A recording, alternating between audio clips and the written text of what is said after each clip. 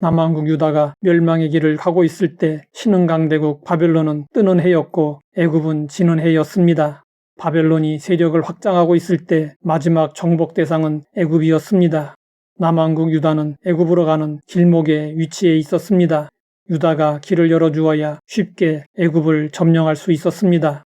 바벨론의 느부갓네살 왕은 유다를 침공한 후 자기 마음대로 할 수 있는 시드기야를 꼭두각시 왕으로 세웠습니다. 그런데 당시 시드기야 왕의 신하들은 친바벨론파와 친애굽파로 나누어져 대립하고 있었습니다. 그 당시 세계의 중심은 바벨론이었지만 유다에는 친애굽파가 더 많았습니다. 애굽과는 지리적으로 가깝고 역사적으로 오랫동안 외교 관계를 맺어왔기 때문이었습니다. 친애굽파 신하들에게는 애굽이 바벨론을 막아낼 것이라는 기대감이 있었습니다. 실제로 그 기대심을 높여주는 일이 일어났습니다. 바로의 군대가 애굽에서 나오자 예루살렘을 에워싸고 있던 바벨론 군대가 소문을 듣고 예루살렘에서 떠났습니다.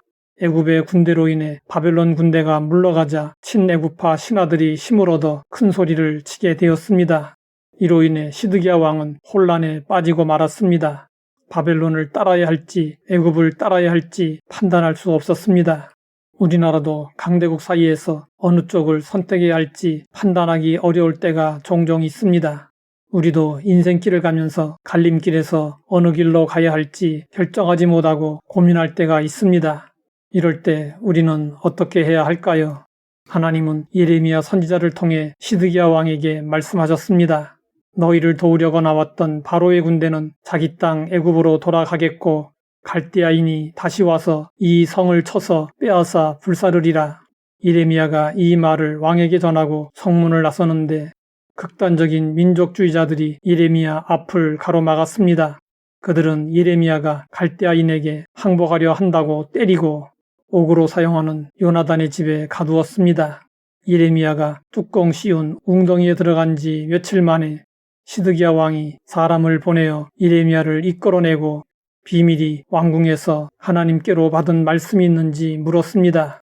그러자 예레미야가 있다고 대답하고 또 일러 주었습니다. 왕이 바벨론의 왕의 손에 넘겨지리이다. 예레미야는 하나님께 받은 말씀을 그대로 전했습니다. 이쯤 되면 시드기야 왕은 단호하게 결단을 내려야 했습니다.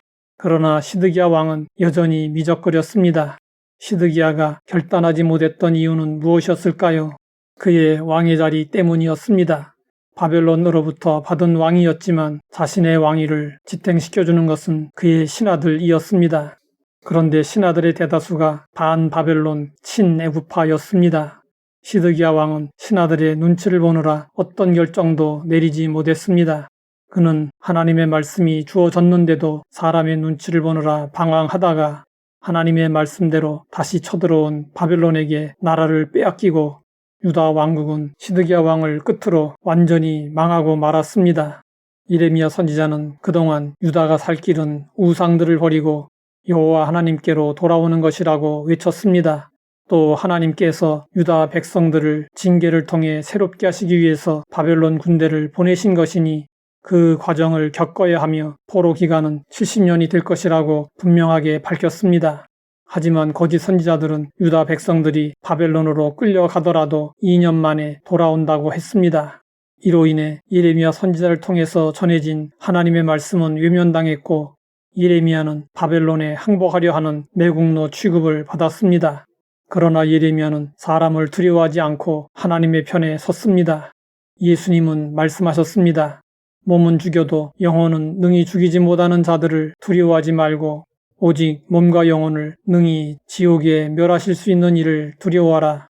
목숨이 위협을 받을지라도 사람은 우리의 영혼을 능히 죽이지 못함을 잊지 말아야 합니다. 우리는 사람을 두려워하지 말고 오직 하나님만을 두려워해야 합니다.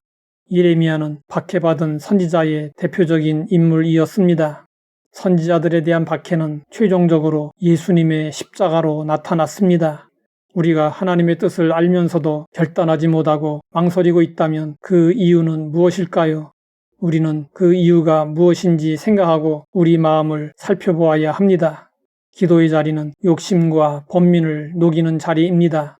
우리는 기도를 통해서 욕심에 매여 있는 내 뜻과 내 감정을 다 내버리고 오직 하나님의 뜻을 따라야 합니다.